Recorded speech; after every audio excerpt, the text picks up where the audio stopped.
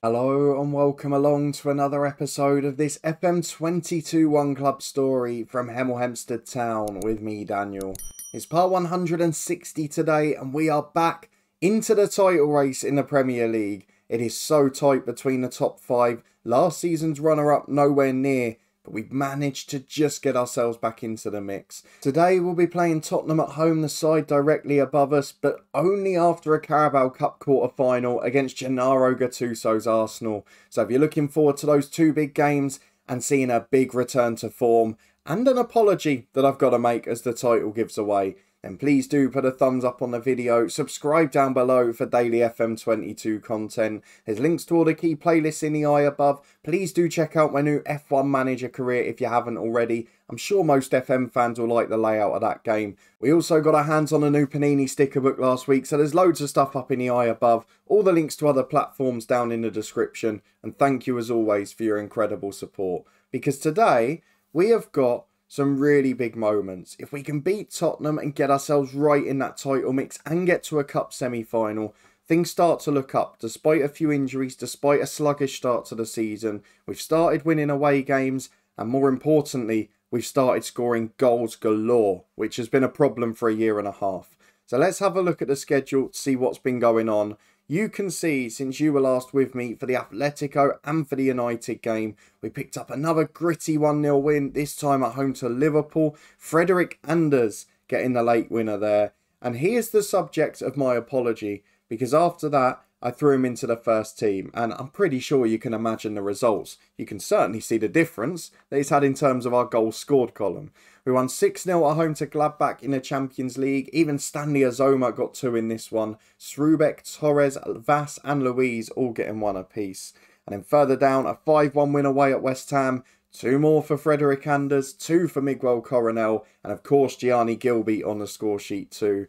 Moving into December, it was a 3-0 win at home to Watford, 2 more for Anders yet again, and 1 for Gianni Gilby. Before a 2-0 win away at Brentford, you guessed it, Frederik Anders scored again, Collins and Joe got the opener. A 5-2 win away at Bordeaux in the Champions League, 2 for Vass, 2 for Srubek and 1 for Coronel. And then a 5-1 win at home to Newcastle in the Premier League, and this time he went one better. Frederik Anders scored a hat-trick, Zaruk and De Vita got 1 each. So the man that I tried to get rid of on deadline day, the man who I said had been a burden to our dressing room since he joined last January, the man who is officially the weakest rated striker of the 4 or 5 we've got at the club.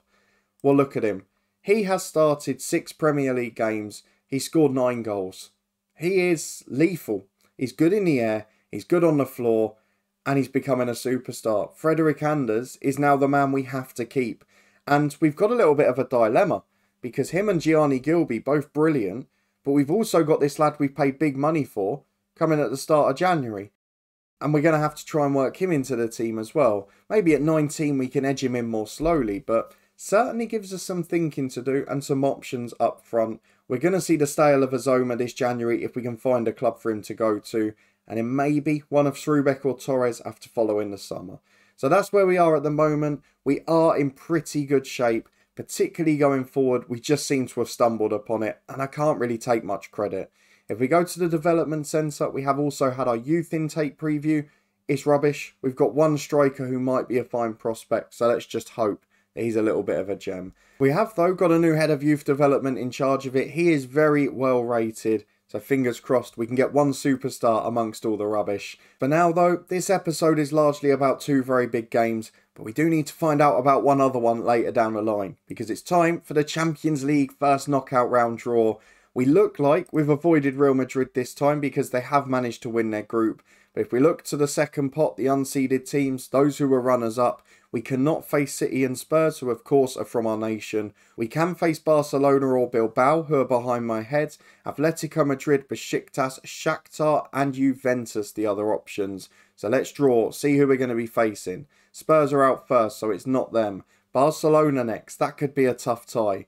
They draw Glasgow Rangers. Besiktas third team out, wouldn't mind that one. They draw Real Madrid. Shakhtar fourth, Hemel Hempstead Town. On paper, and it's with respect to Shakhtar, probably the most friendly last 16 draw we've had. One of the few where we haven't ended up playing a Spanish side. They've got some good players. They've still got Sedimir Panjkovic, who was one of our players many years ago.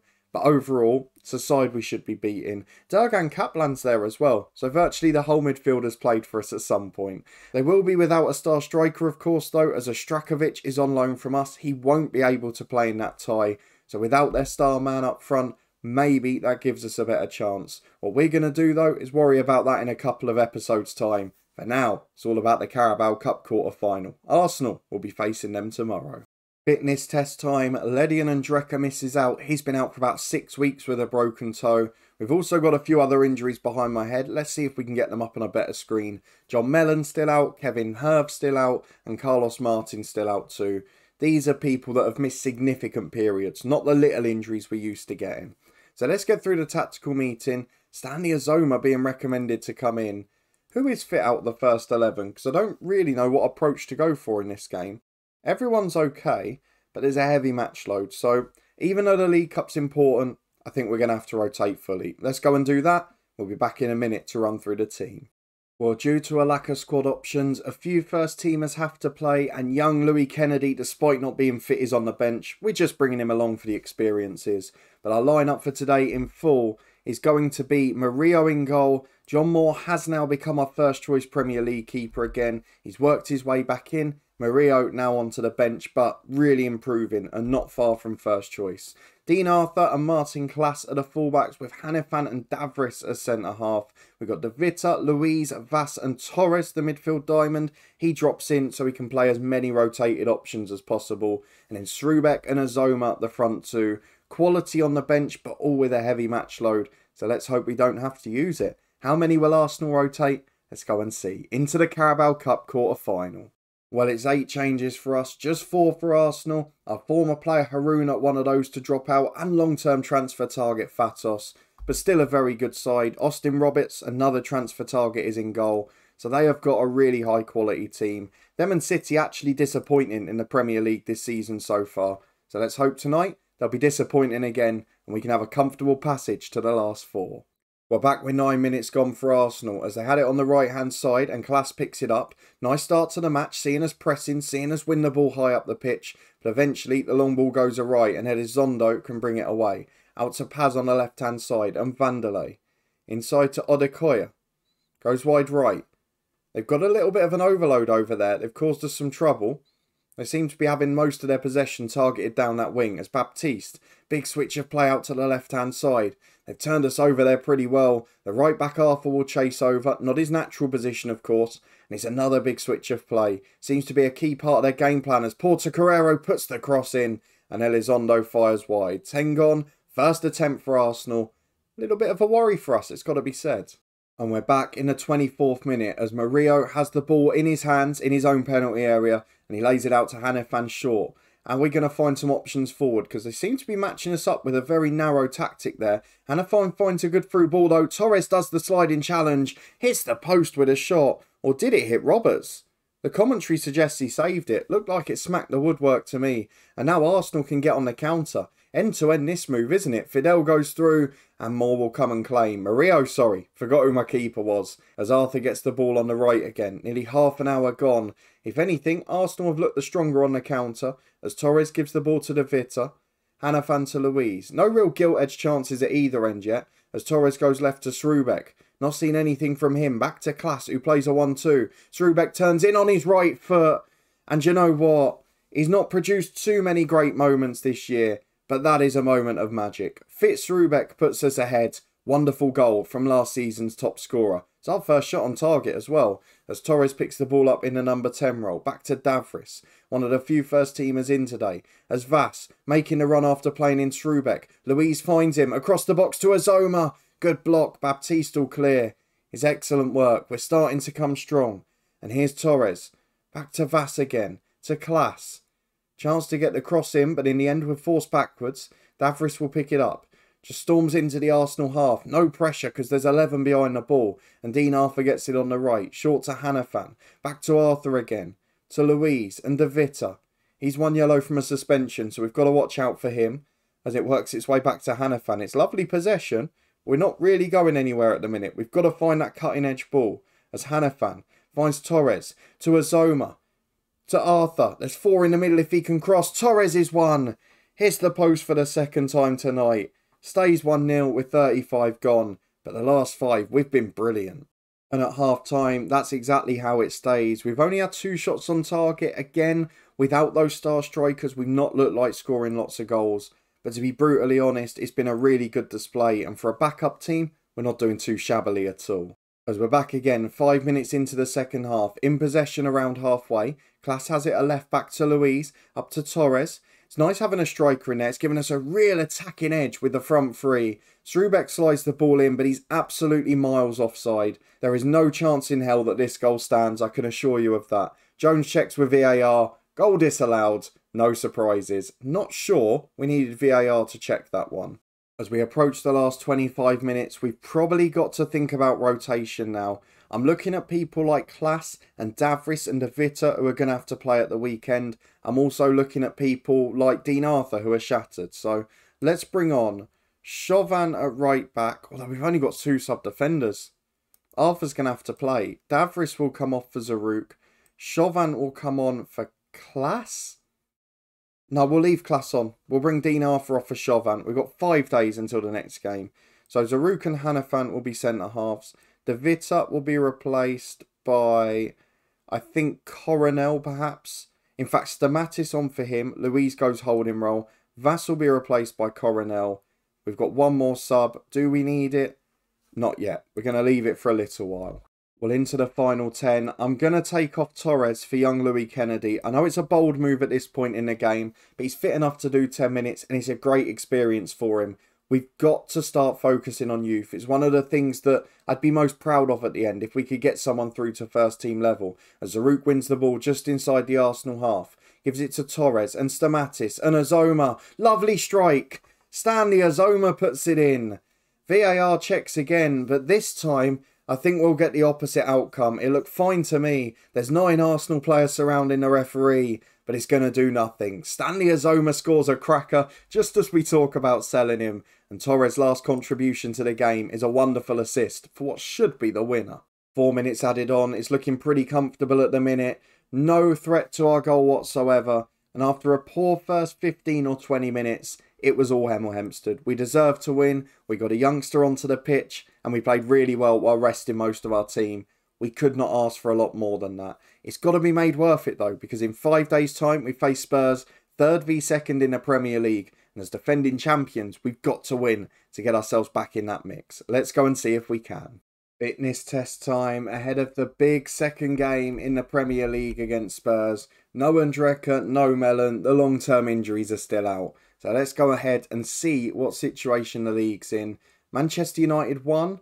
So regardless of our result, we cannot go top. But we can leapfrog Liverpool and we can leapfrog Spurs. And that is incredibly important at this stage. It also, thinking about the very simple objective of the season, puts us miles clear in the race for 4th place. Because Norwich are dropping away after that strong start and Arsenal and City are miles behind. So if we can make a 9-point cushion, excellent. Let's see if we can do it. We're going to be making lots of changes. I'm sure we're going to have a very tough encounter. Because on paper, in my opinion, Spurs have probably got the strongest side in the league. But as is so often the case, and as they're often taking a mick out of 4, they just haven't delivered on that. So let's go and pick our 11 for today. We'll be back in a minute to run through it.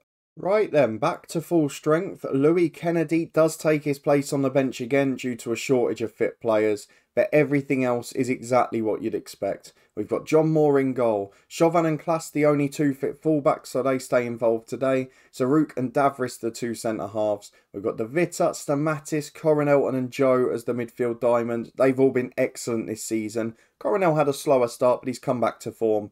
And then Gilby up front with Anders. Gilby stopped scoring as many now, but he's still playing really well because he's assisting the Anders goals. So the 2 of them up front together, 27 goals combined, and they've not started all the matches. We've got to be pleased. Let's go and get in to the game against Tottenham. This is huge if we want to be in title contention. Well, 8 changes again for us. Basically the 8 positions we had a backup fit. It's a very strong Spurs side. Scott Lane we've mentioned before. Hashi at centre-half's incredible. They've probably got the best centre-half partnership in the world. Rudd, Majewski, brilliant players going forward. This is going to be one hell of a tough game. So let's get through the dressing room, ask the lads to impress us. Into the first half we go. Hemel Hempstead Town, home comfort should see us through. We got a narrow victory against Liverpool in the last big game here. Let's hope we can deliver that again. Well, a quiet first quarter of an hour, but we are back with possession and everyone camped into the Tottenham half as Collins and Joe gets it 30 yards out. Time to spin and take a shot. It's a little too central. The keeper tips it over comfortably. Either side, that might have been a problem as he puts the corner in as well. Headed away by Lane as far as Stamatis. Back out to his traditional right wing role where we've never played him. As Chauvin holds it up for him. Good cross in. Demir heads away. Only as far as Class. Spurs are definitely here to defend, aren't they? Here to try and get the point. Oh, it had to happen. We owed him an apology at the start. He's been the star man for the last 2 months. And now Frederick Anders, of course he has decided to pick up an injury. We've got a nervous Srubeck on the bench. A composed Azoma who's not great. I'm going to have to go Carlos Torres because he allowed Gilby to score more goals at the start. So he's the man we're going for. Torres on, our star striker off injured. And I didn't think we'd be saying that about Anders 2 months ago. As Rudd straight in at the other end. Oh, is this the day it unfolds? It's another injury to another first team player. And maybe it's just one too many. VAR check it, the goal is awarded. It's Hemel Hempstead Town 0, Tottenham Hotspur 1. The hot streak might be over. And as we come towards the break, with Spurs still only having that one shot on target, we probably do have to reflect on the fact that bar the Liverpool game, the first one off camera last time, it has been an easier run of fixtures, so we shouldn't be that surprised. But when your strikers are injured and your midfielders are not playing and scoring goals, the one thing you could do with is a centre-half bullet head up from a corner kick. Davris delivers that on the stroke of half-time. Has he scored for us before? Once. A second goal for the club is a pivotal one too. I'll be honest with you, given how this game's gone so far, I'd probably take the point. Though Spurs are on the attack early in the second half. Gilby's looking really shattered morale-wise. And Class the same at left-back, but he's unhappy. That's understandable. Demir's in at the far post. It's a good save, John Moore. Tottenham are still a threat on the counter. Their attacks are few and far between. But when they get there, they're creating good chances. As Gavi puts the corner in, Chauvin heads away. Torres holds up, but there's no one to counter. I'm going to encourage these lads. Try and get a bit of confidence in. And hopefully we get a reaction. We've been the better side just, but not enough to claim to win the game. As Zaruk picks the ball up at centre-half to De Vita, who's dropped in. Missing Andreka in there as well. That aerial dominance and that footballing ability. As Class gets the ball to Davris. Chips it forward to Njo. Coronel to Torres. Njo to Coronel. It's a brilliant move. It's a wonderful save by Raphael as well. Corner kick Hemel. We scored from the last one we saw.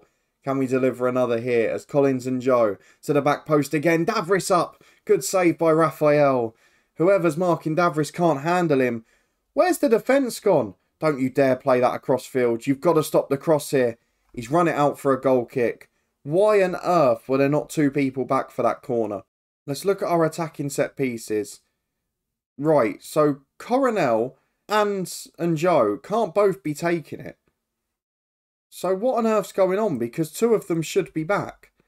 Let's have a look at our set piece takers. Something's gone wrong here. Right, Collins and Joe should be taking them. There's no doubt about that whatsoever. So what on earth is Coronel doing as taker? And why has it changed? Coronel, you're going to stay back. And if we go to the other side, you're going to stay back again. No idea what's caused that today. But through we go. We survive it. And with an hour gone, it's still 1-1. I do wonder if at the most inopportune time, maybe Gilby's coming into a goal drought. He's a young player. He's been so consistent this year. But is it happening just as Anders drops out injured as well? I'm going to take the gamble and bring him off for Srubeck. It was the partnership that got us so many goals towards the end of last season. And Collins and Joe absolutely shattered too. He'll be replaced by, I think, Alberto Vaz. 20 minutes remaining here at the Hemel Hempstead Stadium. Can we find the winner that we probably just about deserve? Or are we going to be pegged back? Because it could get worse if we lose this. Well, 5 minutes to go. We've got a free kick with Vaz. Oh, it was a very short highlight and Zaruk might be offside. But if we can win 2-1 and the 2 centre-halves can nick them from set pieces, I won't care. I think it's awarded. The goal stands.